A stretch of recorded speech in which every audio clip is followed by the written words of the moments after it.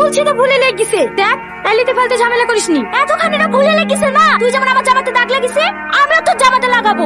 এই মায়া একেবারে সত্যি সত্যি দাগ লেগে যাবে। এটা তুই কি করলি? লাগবে।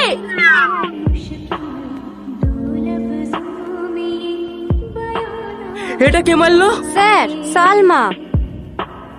না না স্যার, সালমা মারেনি, আমার সাথে ভুলে লেগে গেছে। ঠিক করে বল, কে মেরেছিস? বলছি তো স্যার, আমি মেরেছি। তুই মেরেছি না? এখানে আয়।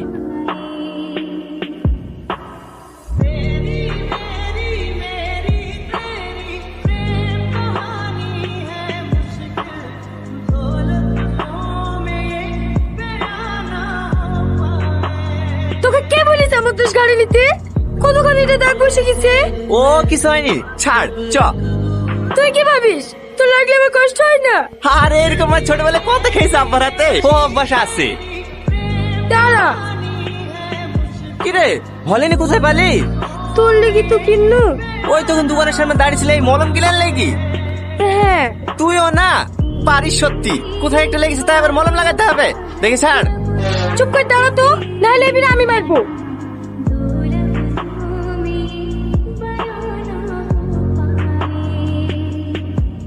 এভাবে রাস্তায় দাঁড়িয়ে মলম লাগাচ্ছি, লোক দেখলে কি ভাববে বল দিনে? কি ভাবে আবার? তুই আমার বউ। সাতছড়া। উফ, সরি। চ। লে ধর। জানিস তোকে মার খেতে দেখি সাথীরা কি বলছিল? কি বলছিল? ভাগ্য করে আমি নাকি তোর মতো একটা বন্ধু পেয়েছি। হ্যাঁ, আমি একটা ভাগ্য করে ঝামেলা পেয়েছি। কি? আমি ঝামেলা? এই লাগবে। বলেছি কেন? দাঁড়া।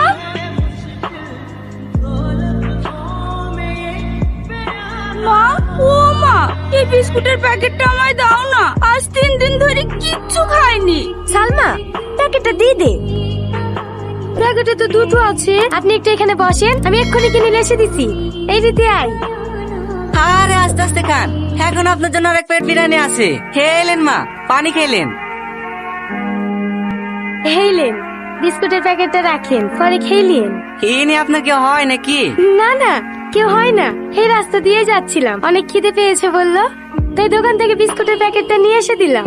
বাহ, আপনি তো অনেক বড় মনের মানুষ। নাম কি আপনার? আমার নাম সালমা। আপনিও তো অনেক বড় মনের মানুষ, একটা অসহায় মানুষকে এভাবে পাশে বসে খাওয়াচ্ছেন। আপনাকে তো এর আগে এই গ্রামে দেখিনি।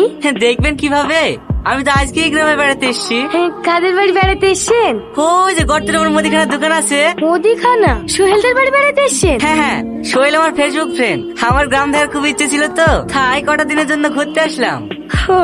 ঘোরেন তাহলে, আমরা আসছি। হ্যাঁ, ঘুরবো বলে বেরিয়েছি, কিন্তু আমি আবার আপনাদের গ্রামের কিছুই চিনি না। আজকে ওর শরীরের শরীরটাও খারাপ করছে, তাই ও আসতে পারলো না। আপনি যদি কিছু মনে না করেন একটা কথা বলবো? হ্যাঁ বলেন। আপনাদের গ্রামটা আমাকে একটু ঘুরিয়ে দেখাবেন? হ্যাঁ অবশ্যই, কেন দেখাবো না, চলেন। আসেন, উঠে বসেন। আমি কিন্তু আপনার থেকে অনেক ছোট, আপনি আমাকে তুমি করে বলতে পারেন। আচ্ছা ঠিক আছে, তাহলে তুমি আমাকে তুমি করে বলবে। সালমা, এখানে এসো। এটা কার জন্য? হাস একজন। তোমার পছন্দ হয়েছে? হ্যাঁ ভালোই তো। এটা প্যাক করেন। একটু তাড়াতাড়ি বাড়ি চলো না, মা আবার বকাবকি করবে। সেই দুপুর বেলায় বেরিয়েছি। এই তো হয়ে গেছে, ঘোরাও তো হয়ে গেছে। এবার সোজা বাড়ি চলে যাবো। স্যার, কত হলো? 8300। এই নাও। জামাটা কিন্তু খুব সুন্দর, আপনার গার্লফ্রেন্ডের জন্য নাকি? হ্যাঁ। থ্যাংক ইউ স্যার, আবার আসবেন। আচ্ছা ঠিক আছে, চলো।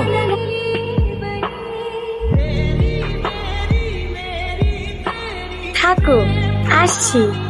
আরে দাঁড়াও, অত তাড়া কিসের? এই না ধরো। এ কি, আমাকে দিচ্ছ কেন? এটা তোমারই জন্য। মানে তুমি যে বললে তোমার গার্লফ্রেন্ডের জন্য। হবে না আমার গার্লফ্রেন্ড? জানি না। কাল কিন্তু এই জামাটা পরে আসবে। পারবো না, যাও, তুমি খুব খারাপ।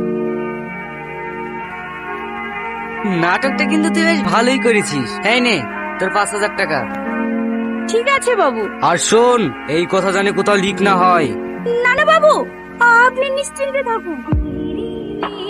হ্যাঁ, আমার একটা মাত্রই ছেলে। হ্যাঁ, ছেলে যখন নিজে মেয়ে পছন্দ করেছে, হ্যাঁ আমার আবার এখানে আপত্তি করা কি আছে? হ্যাঁ, এবার আপনাদের যদি আমার ফ্যাক্টরি বাড়িঘর কিছু দেখার থাকে, হ্যাঁ, তাহলে কলকাতা গিয়ে দেখে আসতে পারেন। না না, বাড়ি ঘর আবার কি দেখবো? আপনাদের কথা শুনলে অনেক শুনেছি। আপনাদের মতো ফ্যামিলিতে আমার মেয়ে যে বউ হয়ে যাবে, সেটাই আমার কাছে অনেক সৌভাগ্য। ঘটক মশাই, আপনি আর বসে কেন, একটা ভালো দিন দেখেন। হ্যাঁ হ্যাঁ, যত তাড়াতাড়ি সম্ভব হয়, হ্যাঁ সেরকম একটা দিন দেখেন। এই সাথী, তোর একটা খাতা দে না, আমি খাতা নিয়ে আসতে ভুলে গেছি। আমার তো একটাই খাতা। তুইও না। এই টনি কোথায় গেছে রে? ওর পেট খারাপ করছে তো বাইরে গেছে। টনির ব্যাগটা দে তো একটু, খাতা নেবো।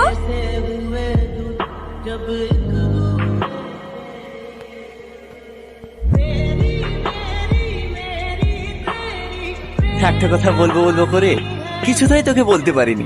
আজ 5 বছর হয়ে গেল আমাদের সম্পর্ক। সত্যি কথা বলতে আমি প্রথম থেকেই তোকে ভালোবাসি। একটু একটু করতে করতে কখন যে তোকে এত ভালোবাসি ফেলেছি আমি নিজেই জানি না। এখন একদিন তোর সাথে দেখানো হলে আমার মনটা কেমন অস্থির হয়ে ওঠে জানিস। আমি সব সময় জানালা দিয়ে তাকিয়ে তাকিয়ে দেখি, এই বুঝি তুই এলি। আর তখনই ভাবনাগুলো আসে, আমাদের এই স্কুল, আমাদের এই বন্ধুত্ব, এটা তো আর সারা জীবন থাকবে না। তখন আমি তোকে ছাড়া কিভাবে থাকবো? তাই আর ছোট্ট কাগজের টুকরোতে লিখেই ফেললাম আমার এই অগাধ ভালোবাসার কথা। সত্যি বলছি, আমি তোকে অনেক ভালোবাসি, আমার জীবনের চেয়েও বেশি। সবশেষে আবারও বলছি, I love you Salma, I love you. Please না করিস না, না হলে আমি মরে যাবো। ইতি তোর বেস্ট ফ্রেন্ড টনি। এই কোথায় আছে রে ও? কেনে চিঠির উত্তর দিবি নাকি? হ্যাঁ দেবো। কোথায় আছে তাই বল। কোথায় থাকবে আবার? এই টাইমে তো মাঝানে বসে আড্ডা দেয়। এই চপ তো ওরা ঝুছে।